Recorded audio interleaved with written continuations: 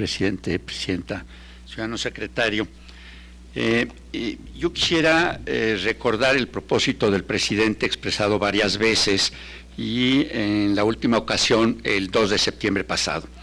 Ante el fracaso del modelo de 30 años, él prometió ante los mexicanos la transformación de la economía con cambios de fondo y no mantener una inercia del modelo anterior, no administrar el mismo modelo que ha fracasado en estos 30 años. Para transformar se requiere, como lo dice la CEPAL y como lo dice también el BID, tienen libros al respecto, el cambio de la estructura de la planta productiva y elevar y democratizar la productividad. Corea, China, Chile, muchos países lo han demostrado. Me preocupa que mucho de lo hecho en estos casi 10 meses y mucho de lo expuesto me da la impresión de ser más una inercia del modelo fracasado de los últimos 30 años que un inicio de la transformación de un nuevo modelo económico. Por ejemplo, el planteamiento del motor exportador y los beneficios de la supuesta inversión extranjera directa versus el mercado interno y la inversión nacional. Yo tengo datos aquí para demostrar que, a diferencia de lo que dice la economía neoclásica, no es la inversión pública la que margina a la inversión privada, sino en este caso ha sido la inversión extranjera directa la que ha marginado a la inversión nacional, tanto la pública como la extranjera. Por ejemplo, el promedio de 1940 a 1981, la inversión total pública y privada ascendió en México a una tasa de 7% anual, mientras que de 1982 a 2010 solamente creció a una tasa de 1.1%. Segundo problema, como usted mismo lo acaba de decir, señor secretario, no solamente dependemos de lo que pasa con la economía estadounidense, sino que un análisis del ciclo económico nos hace mostrar que el ciclo económico mexicano se ha adecuado cada vez más al ciclo económico estadounidense. Y todo esto es precisamente por no poner atención a el desarrollo del mercado interno y a la inversión nacional. Hay un problema adicional que me preocupa también y que muestra que estamos siguiendo una inercia del modelo anterior. La elasticidad de ingreso de la demanda de los bienes que exportamos es menor a la elasticidad de ingreso de la demanda de los bienes que importamos. Por lo tanto, el déficit comercial se está aumentando. Si nosotros seguimos esa misma tendencia, es decir, si no hacemos un cambio de la estructura de la planta productiva y simple y sencillamente pensamos que el modelo exportador es el que va a jalar la economía, lo único que vamos a hacer es seguir fracasando como lo hemos hecho en estos últimos 30 años.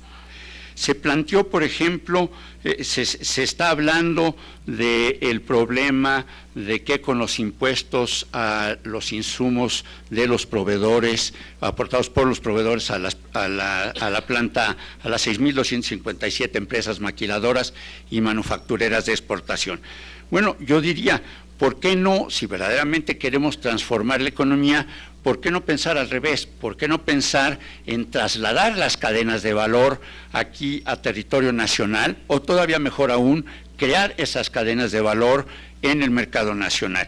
Para ponerles un ejemplo, el año pasado las 6.257 empresas maquiladoras y manufactureras de exportación exportaron 195,000 millones de dólares, de los cuales, sin embargo, 156,000 millones de dólares fueron importados. Bueno, yo diría, si esos proveedores estuvieran integrados en cadenas de valor en territorio nacional, estaríamos multiplicando por 8 el promedio anual de la inversión extranjera directa. En vez de tener 20,000 millones de dólares de inversión extranjera directa, tendríamos 156,000 millones, que multiplicaría por 8, cambiaría la balanza comercial y sobre todo desarrollaría el mercado interno y permitiría que las MIPYMES efectivamente se desarrollaran. Respecto a las MIPYMES, me preocupa mucho que estén trasladando a el ambiente económico la visión asistencialista que ha privado en las políticas sociales en México desde hace varias décadas. Si nosotros simple y sencillamente nos preocupamos por ver cuántos apoyos financieros y económicos le estamos dando a las MIPYMES, sin tener indicadores de desempeño, pues lo único que estamos haciendo es lo mismo que hace el programa Oportunidades, es lo mismo que hace aquí en el Distrito Federal el programa de Prepa-Sí. No sabemos si los muchachos estudian o no estudian, si presentan exámenes o no presentan exámenes, no tenemos la más mínima idea de nada. Y lo mismo ha venido pasando con las MIPYMES. Lo mejor que nos podía pasar es aumentar su esperanza de vida. En vez de que vivan 2 años y medio como ahorita, pues vivirán 3 años y medio, 4 años, pero no vamos a transformar la economía, ni la economía se va a desarrollar. Yo quisiera, como efectivamente ya veo que ya no me queda tiempo, yo quisiera dejar las demás preguntas, ya que el señor secretario ha sido tan amable de contestarlas, para la parte de los comentarios. Muy bien, tiene el uso de la voz el secretario de Alfonso Guajardo Villarreal. Gracias, presidenta. Señor diputado, generalmente yo cada vez que escucho el debate sobre el fracaso o no fracaso de un modelo económico, la primera pregunta que yo me hago, diputado, es que si realmente hemos hecho la tarea. Y la respuesta que yo encuentro en el caso de la economía mexicana es que tenemos más de 20 años de haber dejado pendiente una tarea. Pospusimos la tarea de introducir la verdadera competencia económica en el mercado nacional y nos tardamos 17 años hasta hacer la reforma del 2000 de competencia y 18, 19 años ahora que ustedes hicieron la constitucional, para poder realmente tener una esperanza de que en este país las pequeñas y medianas empresas puedan tener acceso a insumos competitivos a nivel global, en telecomunicaciones, en transporte y en muchas áreas, para que realmente se puedan integrar a las cadenas de valor tanto interno como externo. Diferimos la tarea en materia de energía, diferimos la tarea en materia del sector financiero, diferimos la tarea en materia de innovación. Cuando hacemos un recuento de lo que nos hemos tardado en este proceso, para llegar a un punto donde estamos haciendo el gran esfuerzo, y lo están haciendo ustedes, de transformar una serie de cosas que nos permitan realmente democratizar la productividad en el acceso a los pequeños y medianos empresarios mexicanos, de poder conectarse justamente a las ventajas de la globalidad. El día de hoy, señor diputado, usted y yo correspondemos a una generación que cuando estudiamos nuestro primer curso de comercio internacional, teníamos esa visión de que las importaciones eran malas y las exportaciones eran buenas. El mundo ya cambió y hoy sabemos que en la integración de cadenas globales, que es el nuevo enfoque que están utilizando la OECD, la UNTAD de Naciones Unidas, el mundo se integra en cadenas globales de valor. Y lo importante es cómo nos insertamos en esas cadenas globales de valor. Entonces ya cuando analizamos, por ejemplo, el déficit comercial con China, China nos vende 50,000 millones de dólares de productos y le vendemos a China 7,000 millones de dólares de productos, pero cuando descomponemos las importaciones chinas, nos encontramos que el 92% son componentes que se integran a cadenas de valor global, que en este proceso de integración nos dan competitividad internacional. El objetivo, y coincido al 100% con el señor diputado, es cómo establecemos las estrategias nacionales para mejorar la integración de valor mexicano en las cadenas globales de exportación. Pero para hacerlo necesitamos garantizarle a los futuros proveedores insumos competitivos a través de una buena ley de competencia económica, financiamiento competitivo a través de una buena reforma financiera, incentivos a la innovación para poder mejorar procesos productivos, capacitación y educación con gentes que nos puedan servir entrenados técnica y profesionalmente, y entonces están ustedes justamente en el centro de esas transformaciones que exitosamente han ido procesando y que van a dar ese impacto. No puedo más que estar 100% de acuerdo con usted, diputado, de que el mercado interno es fundamental en equilibrio con el mercado exterior. La economía mexicana no podemos dejarla sujeta exclusivamente a los vaivenes del comercio internacional, Por eso esa relación 2/3 sector externo, 1/3 sector interno, debemos de hacer nuestro mejor esfuerzo para transformarla. Y en ese sentido, creo yo que tenemos fundamentalmente a través de cadenas de valor, de generación de empleo y de capacidad de compra en la economía nacional para fortalecer nuestro mercado interno de bienes y servicios, pero adicionalmente la responsabilidad del sector público de utilizar estratégicamente el gasto gubernamental como una estrategia de consolidación de capacidades productivas.